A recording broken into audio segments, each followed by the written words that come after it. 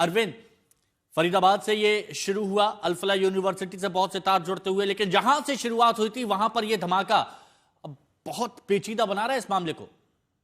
बिल्कुल पेचीदा भी बना रहा है और लापरवाही भी समझ में आ रही है। जैसा डीजीपी ने ये बताया कि एक्सीडेंटल ब्लास्ट है, एफएसएल की टीम उसकी सैंपलिंग कर रही थी, तो ये जाहिर सी बात है फिर इसके लिए तो एक बड़ी लापरवाही है। रेजिडेंशियल इलाके में ये एक्सप्लोसिव उसकी सैंपलिंग की जा रही थी। अमूमन एनएसजी की टीम और इस तरह के जो एक्सपर्ट होते हैं वो जरूर मौजूद रहते हैं जब भी सैंपलिंग होती है या फिर कोई जो बम है उसको डिफ्यूज किया जाता है। लापरवाही इस स्तर पर भी हुई है कि जब जम्मू कश्मीर पुलिस और फरीदाबाद पुलिस ने ज्वाइंट ऑपरेशन करके रेड की और कुल 8 आतंकियों को गिरफ्तार कर लिया और पीठ थपथपाई जा रही थी।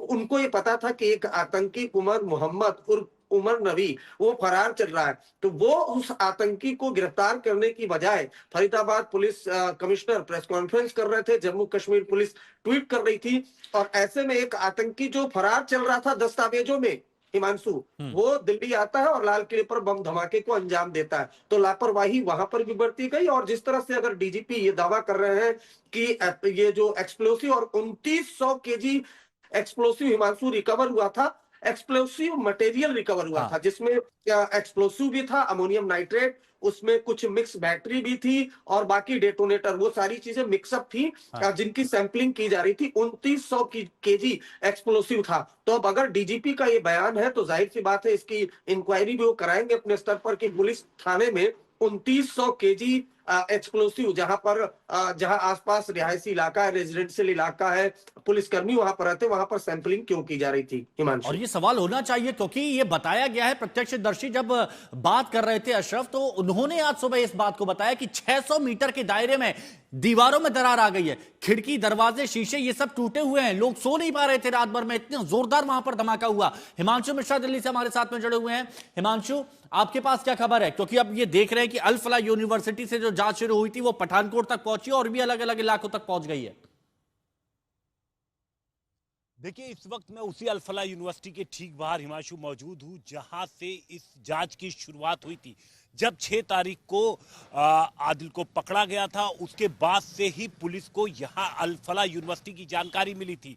पुलिस की टीम 9 नवंबर को यहां पहुंचती है, मुजम्मिल को साथ में लेकर के पहुंचती है, साथ में डॉक्टर आदिल भी था। और यहां से 300 मीटर दूर जो रेड की जाती है और रिकवरी होती है, वो कहानी अभी तक चल रही है। आप देखिए, बीती रात हमें जानकारी मिली कि दिल्ली पुलिस, सेंट्रल एजेंसियों की बड़ी टीम इस पूरे इलाके में, जहां पर मैं मौजूद हूं यहां से 300 मीटर दूर, तो वो पहला ठिकाना था मुजम्मिल का, जहां से 350 किलो अमोनियम नाइट्रेट और दूसरे तमाम ऐसे इंग्रेडिएंट जिनको मिला करके आईडी बनाई जाती है, वो सारी चीजें बरामद हुई थी। और 4 किलोमीटर दूर फतेहपुर तगा गांव है, जहां से रिकवरी हुई थी। और इस पूरे इलाके में मुजम्मिल जिन लोगों से भी बात करता था, उन सबको अब पुलिस ने आइडेंटिफाई करना शुरू कर दिया है, उन सबसे पूछताछ हो रही है। जानकारी यह है कि बीती रात जब पुलिस की टीम, एक बड़ी टीम यहां पर पहुंची थी, तो उसने नूंह से लेकर मेवात, सिर्फ अल फलाह यूनिवर्सिटी ही नहीं बल्कि नूंह से लेकर मेवात पूरी रात जगह जगह पर रेड किए गए। और इस दौरान डिटेंशन भी हुई है, जिनसे लगातार पूछताछ की जा रही है। 2 चीजें समझने की कोशिश की जा रही है कि क्या लोकल लेवल पे यहां पर बेस बनाने में लोकल किसी तरीके की मदद मुजम्मिल को मिली थी, या फिर मुजम्मिल ने, उमर ने अपना जो एक मॉड्यूल बनाकर रखा था जिसमें डॉक्टर्स थे और इनके सहयोगी थे, उनके अलावा कोई और नहीं था, या फिर उन्हें भनक नहीं थी। लेकिन पुलिस को कहीं ना कहीं संदेह है कि जितने बड़े पैमाने पर यहां पर बेस बनाने के बाद विस्फोटक जमा किए गए थे, लोकल सपोर्ट होगा।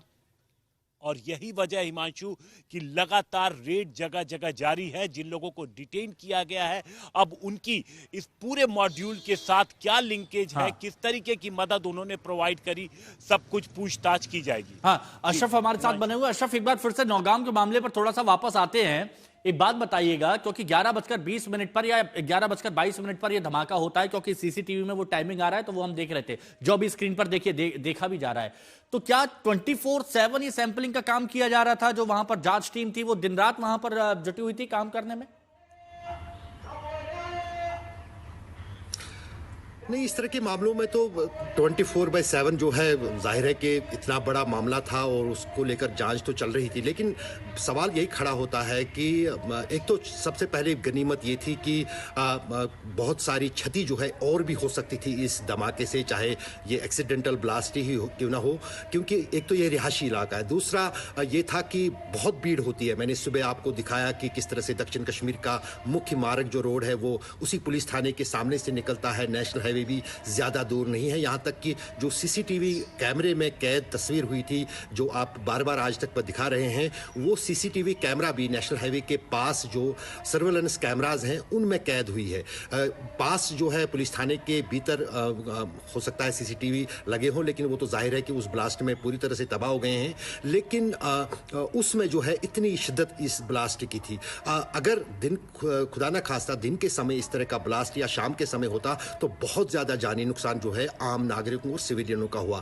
पहले तो ये रिहायशी इलाके में पुलिस थाना है, उसके बाद उसमें जिस तरह से बाकी पुलिस थाने कश्मीर में बड़े मजबूत और बड़े सुरक्षित बनाए गए हैं, उतनी सुरक्षा इस पुलिस थाने में नहीं है। एक प्राइवेट प्रॉपर्टी में ये स्थित काम कर रहा था ये पुलिस थाना, नौगाम पुलिस स्टेशन। और दूसरी महत्वपूर्ण जो बात है कि पूरा जो तार, चाहे रेड फोर्ट ब्लास्ट का हो, अल-फलाह यूनिवर्सिटी में बरामदगी का हो, शुरुआत यहां से ही हुई थी। पोस्टर अच्छा, यहां एक पर बात लगा और था, क्योंकि बहुत से लोग ये जानना चाहते हैं और इस बात को लेकर कंफ्यूजन भी, अशरफ अगर इस पर आप थोड़ी सी रोशनी डाल सकें, क्योंकि वो 2900 किलो 3000 किलो अमोनियम नाइट्रेट और यहां पर कितना जो खुले में बताया गया कि रखा गया था प्रेमिसेस में, यहां पर कितना ब्लास्ट हुआ, इसको लेकर कुछ जानकारी अभी तक मिल पाई है क्या? अभी तक तो जो पुलिस की तरफ से कहा जा रहा है कि उसमें से शुरू में जो कहा गया था कि 300 किलोग्राम विस्फोटक जो है पहले बरामद हुआ है, वही लाया गया था नौगाम पुलिस थाने में फरीदाबाद से। तो ये जो पूरी बरामदगी 2900 किलोग्राम, जो करीब 3 टन जो अमोनियम नाइट्रेट बरामद हुआ था, वो पूरा जो है यहाँ तो नहीं लाया गया था। हाँ, 300 किलोग्राम के आसपास कहा जा रहा है कि क्योंकि अगर खुदा न खास्ता 3000 किलोग्राम के इस तरह के पदार्थ में इस तरह का ब्लास्ट होता है तो बहुत ही तबाही, मतलब वो तो किसी छोटे एटम बम से कम नहीं होता। लेकिन 300 किलोग्राम भी कम जो है नहीं होता है एक्सप्लोसिव, चाहे अमोनियम नाइट्रेट हो या फिर उसमें क्या मादा मिला हो, जिसकी जांच चल रही थी, अभी ये साफ नहीं है। लेकिन एक सवाल जो बार बार ये खड़ा होता है, जो डीजीपी ने भी कहा कि यहाँ पर जो है काफ़ी एहतियात से काम लिया जाता है। किसी भी ब्लास्ट को ट्रिगर होने में या तो डेटोनेटर की ज़रूरत होती है या फिर कोई किसी तरह की आग की ज़रूरत होती है। आखिर यहाँ पर जहाँ पर ये फोरेंसिक टीम जो है वो ये निज्ञान में ले रही थी, ये इस केमिकल में जो कि 2 दिन से पड़ा था पुलिस थाने में, वहाँ पर अचानक ये किस तरह से ब्लास्ट हुआ है, आखिरकार वही अब बहुत बड़ा जांच का एक और बड़ी खबर यहाँ पर बता दें, रुकिए मैं आ रहा हूं आपके पास। दिल्ली धमाके मामले में पुलिस की छापेमार कार्रवाई जारी है। ये बड़ी खबर इस वक्त की आपको बता रहे हैं। दिल्ली धमाके मामले में पुलिस की जांच आगे बढ़ रही है और अलग अलग जगह पर छापे भी मारे जा रहे हैं और आज भी छापे मारे जा रहे हैं। दिल्ली धमाके मामले में पुलिस छापे मार रही है, ये बड़ी खबर आपको बता रहे हैं। और सीधे रुक करेंगे हमारे सहयोगी हिमांशु मिश्रा का। हिमांशु, दिल्ली पुलिस की छापेमारी आज भी जारी है?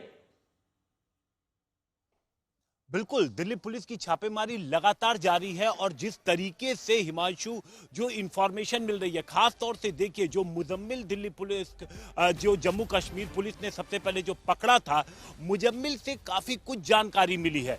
और मुजम्मिल के अलावा जो उमर की पूरी मूवमेंट थी, उमर जब 9 तारीख को फरार होता है और उसके बाद वो फिरोजपुर झिरका होते हुए, मेवात होते हुए वो वापस फरीदाबाद के रास्ते दिल्ली जाता है, तो उसकी जो पूरी मूवमेंट थी उसको जब पुलिस ने ट्रैक किया तो उससे भी पुलिस को कुछ इंफॉर्मेशन मिली है। ये बताया जा रहा है फरीदाबाद से 2 लोगों को पुलिस ने उठाया, इस बारे में कोई जानकारी है क्या हिमांशु?